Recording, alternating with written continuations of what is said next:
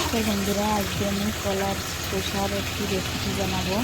তো আপনারা সবাই বাটা খেয়েছেন, কিন্তু ভাজি এভাবে খেয়ে দেখবেন, খুব সুন্দর লাগে।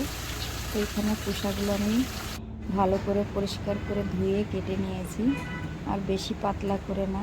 আর এদিকে আমি জলও বসিয়ে দিয়েছিলাম, জলটা ফুটে গেছে।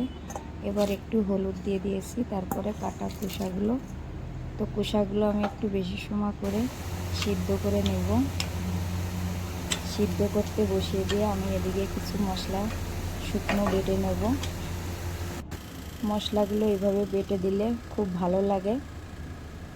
তো এখানে শুকনো লঙ্কা নিয়েছি, গোটা ধনা, আর নিয়েছি লং আর গোলমরিচ। এগুলো আমি এভাবে বেটে নেব জল না দিয়ে। এইগুলো ভাজির সঙ্গে খেলে খুব সুন্দর লাগে খেতে। তো এইগুলো এইভাবে আমি বেটে নিয়েছি। তারপরে এদিকে আমি কড়াইতে বসিয়ে দিয়েছি। এবার একটু তেল দিয়ে দেবো, তেলটা একটু বেশি লাগবে।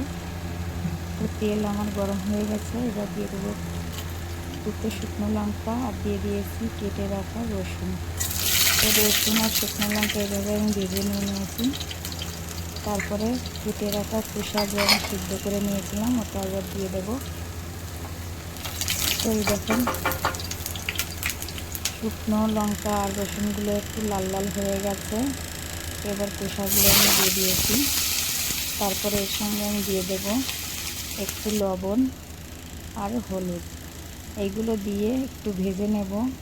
খোসাগুলো আমার সিদ্ধ করা প্রায় হয়ে এসছে, কিন্তু আমি এইটা এইভাবে ভেজে নেব। অনেকে এইভাবে ভেজে আবার বেটে নেয়, কিন্তু এইভাবে খেলে আলু ভাজির মতো খুব সুন্দর লাগে খেতে। তো এই দেখেন প্রায় আমার ভাজা হয়ে গেছে। এবার আমি বেটে রাখা মশলাগুলো দিয়ে দেবো। এই মশলা দিয়ে আমি একটু নেড়ে চেড়ে তারপরে দেখাবো আপনাদের। প্রায় হয়ে গেছে আমার। এবার গ্যাসটি অফ করে দিয়ে আমি এখানে নিয়ে নিয়েছি সাদা ভাত আর একটি লঙ্কা, পেঁয়াজ।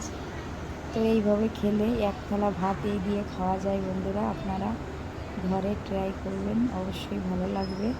আর আমার ভিডিওটি ভালো লাগলে অবশ্যই একটি লাইক কমেন্ট শেয়ার করবেন। আজ ভিডিও এই পর্যন্ত। সবাই ভালো থাকবেন, সুস্থ থাকবেন।